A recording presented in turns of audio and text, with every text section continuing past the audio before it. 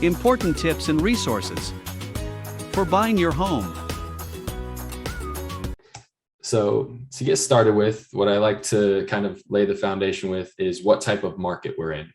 So when people are like, oh man, the housing prices are crazy over here in New York, LA, Miami, San Diego, Chicago, the Bay Area, LA, what they're talking about are these cyclical markets where typically when the economy is going really well, the prices are going up very high.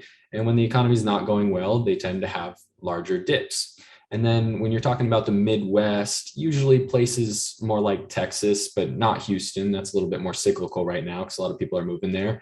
But these Midwest markets where people are more blue collar jobs, saving up 5, 10 grand to go purchase a home, that tends to be a lot more linear growth. That's nice and slow. So in the Bay Area, when we have all of these IPOs and population growth and all of this stuff, and the government's pumping a bunch of money into the economy and things are chugging along, we're going to see home prices go up pretty quickly. Now, what I'm going to be talking about through this and the rest of it is why I think that, the market's going to be more so of a wave as opposed to what you see here on the chart where it's just, kind of going up and then seeing these big valleys. Real estate typically tends to be more of a wave where the home prices are going to gain more ground than they're losing. So we're usually going to see, especially with this much inflation right now, a lot of the home prices go up 10, 15% year on year. And if they do go down for 1 year, it would only be most likely like 4 or 5%. It's not very typical for the real estate market, especially around here, to all of a sudden lose a bunch of that ground that it's gained.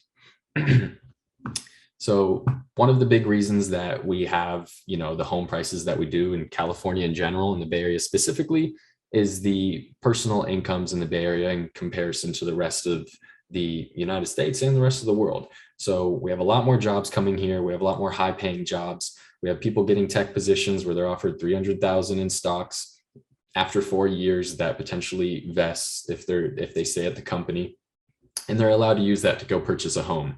This isn't typical in pretty much any other market except for major metropolitan cities. And so this provides a huge amount of buyers every couple of years for us, every time we have IPOs and stuff like that. One of the second things that's raising the market in the long term is the fact that we have a huge amount of low inventory. Before COVID, like a year or two ago, we were already short about 1 million homes. And now, because of the cost of building and the fact that the cost of building tends to be the highest for single family home developers, the discounts when the market starts to cool down and inflation starts to cool down doesn't reach these, normal general contractors and stuff like that until years later, potentially. So they're still paying the same inflated prices for wood and, lumber, bricks, all of that the people, the institutional developers were paying 2 or 3 years ago. And this makes it so we're short $5 million single family homes. And a combination of the reason with that is the fact that